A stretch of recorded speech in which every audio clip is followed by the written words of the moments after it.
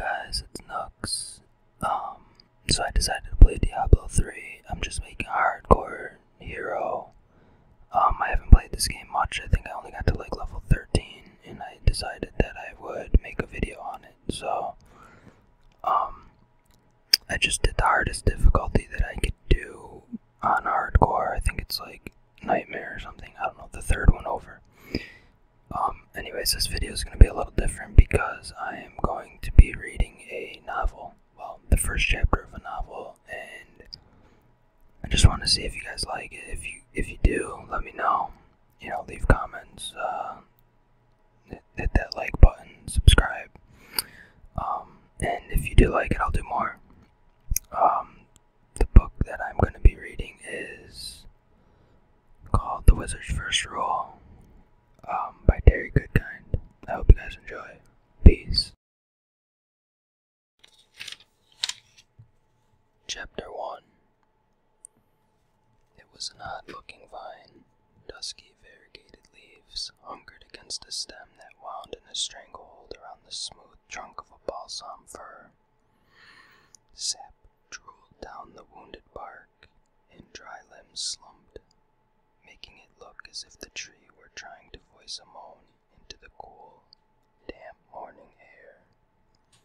Pods stuck out from the vine here and there along its length, almost seeming to look warily about for witnesses. It was the smell that first had caught his attention, a smell like the decomposition of something that had been wildly unsavory even in life. Richard had combed his fingers through his thick hair as his mind lifted out of the fog of despair. Coming into focus upon seeing the vine, he scanned for others, but saw none. Everything else looked normal. The maples of the upper fen forest were already tinged with crimson, proudly showing off their new mantle in the light breeze.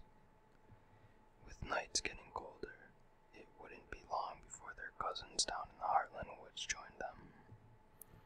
The oaks, being the last to surrender to the season, still stoically wore their dark green coats. Having spent most of his life in the woods, Richard knew all the plans, if not by name, by sight. From when Richard was very small, his friend Zed had taken him along, hunting for special herbs. He had shown Richard which ones to look for, where they grew, and why, and put names to everything they saw. Many times they just talked, the old man always treating him as an equal, asking as much as he answered.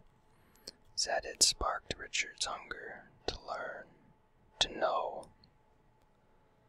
This vine, though, he had seen only once before, and not in the woods.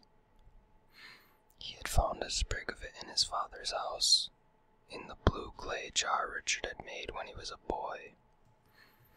His father had been a trader and traveled often, looking for the chance, exotic or rare item.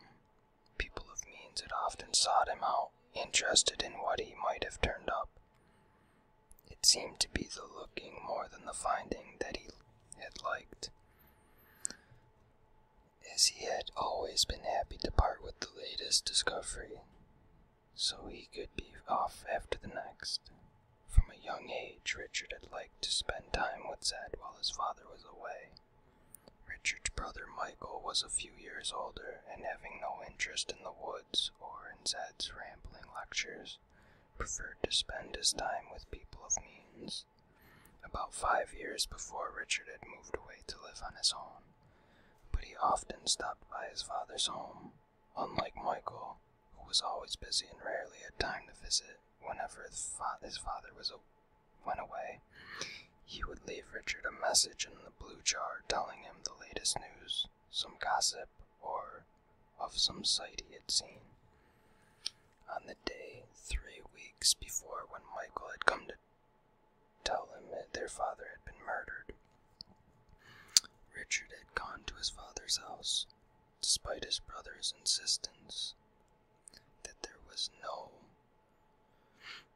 reason to go, nothing he could do. Richard had long since passed the age when he did as his brother said. Wanting to spare him, the people there didn't let him see the body. But still, he saw the big, sickening splashes and puddles of blood, brown and dry across the plank floor. When Richard came close, the voices fell silent, except to offer sympathy, which only deepened the writhing pain. Yet he had heard them talking in hushed tones of the stories and the wild rumors of things come out of the boundary of magic. Richard was shocked at the way his father's small home had been torn apart, as if a storm had been turned loose inside. Only a few things were left untouched.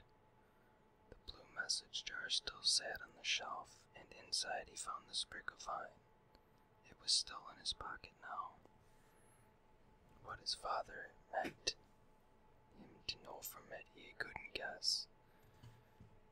Grief and depression overwhelmed him, and even though he still had his brother, he felt abandoned. That he was grown into manhood offered him no sanctuary from the forlorn feeling of being orphaned and alone in the world, a feeling he had known before, when his mother died while he was still young. Even though his father had often been away, sometimes for weeks, Richard had always known he was somewhere, and he would be back. Now he would never come back.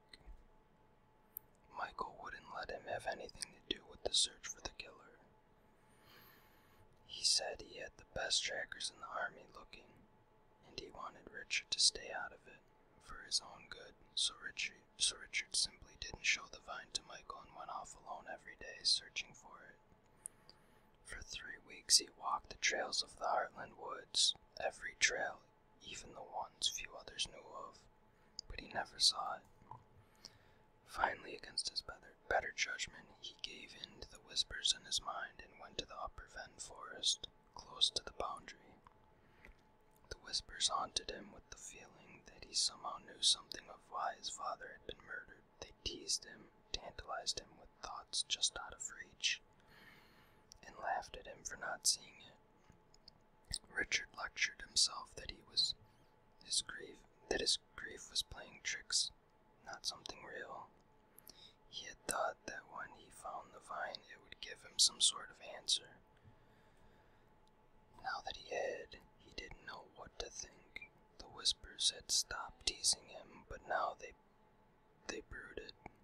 He knew it was just his own mind thinking, and he told himself to stop trying to give the whispers a life of their own. Zed had taught him better than that. Richard looked up to the big fir tree. In its agony of death, he thought again of his father's death. The vine had been there. Now the vine was killing this tree. It couldn't be anything good, though he couldn't do anything for his father.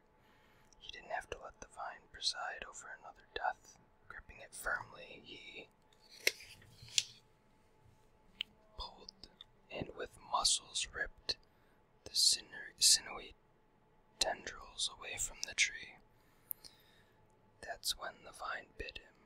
One of the pods struck out and hit the back of his hand, causing him to jump back in pain and surprise. Inspecting the small wound, he found something like a thorn embedded into the meat of the gash.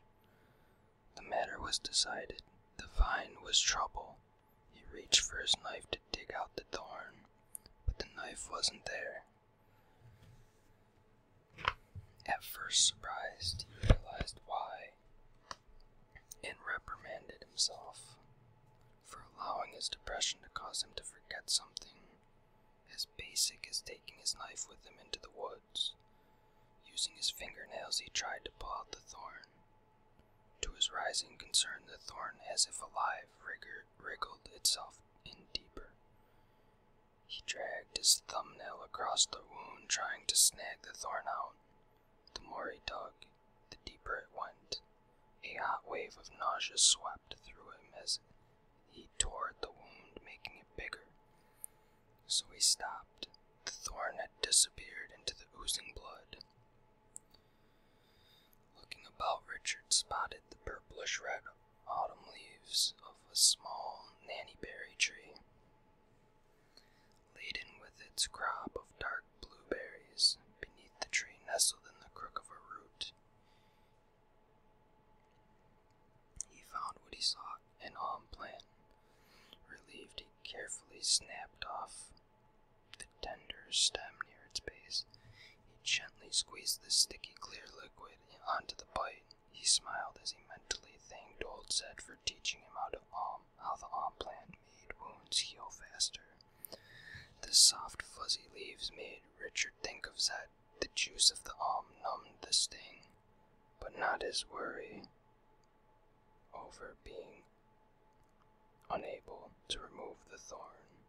He could feel it wriggling still deeper into his flesh. Richard squatted down and poked a hole in the ground with his finger, placed the alm in it, and fixed moss about the stem so it might regrow itself. The sounds of the forest felt dead still. Richard looked up, flinching as a dark shadow swept over the ground, leaping across limbs and leaves. There was a rushing, whistling sound in the air overhead. The size of the shadow was frightening. Birds burst from the cover of the trees, giving alarm calls as they scattered in all directions. Richard peered up, searching through the gaps in the canopy of green and gold, trying to see the shadow's source. For an instant he saw something big and red. He couldn't imagine what it could be, but the memory of the rumors and the stories of things coming out of the boundary flooded back into his mind, making him go cold to the bone. The vine was trouble, he thought again. This thing in the sky could be no less. He remembered what people always said, trouble sires 3 children, and knew immediately that he didn't want to meet the 3rd child. Discounting his fears, he started running. Just idle talk of superstitious people, he told himself. He tried to think of what could be that big and red. It was impossible. There was nothing that flew that was that large. Maybe it was a cloud, or a trick of the light, but he couldn't fool himself. It was no cloud. Looking up as he ran, trying for another glimpse, he headed for the path that skirted the hillside. Richard knew that the ground dropped off sharply on the other side of the trail, and he would be able to get an unobstructed view of the sky. Tree branches wet with rain from the night before slapped his face as he ran through the forest, jumping falling trees and small rocky streams. Brush snatched at his pant legs. Dappled swatches of sunlight teased him to look up, but denied him the view he needed. His breath was fast, ragged. Sweat ran cold against his face, and he could feel his heart pounding as he ran carelessly down the hillside. At last he stumbled out of the trees onto the path, almost falling. Searching the sky, he spotted the thing far away and too small for him to tell what it was. But he thought it had wings. He squinted against the blue brightness of the sky, shielded his eyes with his hand, trying to see for sure if there were wings moving. It slipped behind a hill and was gone. He hadn't even been able to tell if it really was red. Winded, Richard slumped down on a granite boulder at the side of the trail, absently snapping off dead twigs from a sapling beside him, while he stared down at the Trent Lake below. Maybe he should go tell Michael what had happened, tell him about the vine and the red thing in the sky. He knew Michael would laugh at the last part. He had laughed at the same stories himself. No, Michael would only be angry with him for being up near the boundary, and for going against his orders to stay out of the search for the murderer.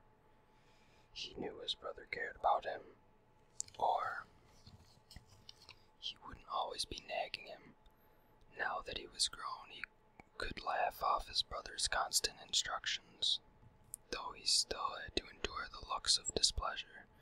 Richard snapped off another twig and in frustration threw it at a flat rock. He decided he shouldn't feel singled out. After all, Michael was always telling everyone what to do. pushed aside his harsh judgments of his brother. Today was a big day for Michael. Today he was accepting the position of first counselor. He would be in charge of everything now. Not just the town of Heartland anymore, but all the towns and villages of Westland. Even the country people, responsible for everything and everyone. Michael deserved Richard's support. He needed it.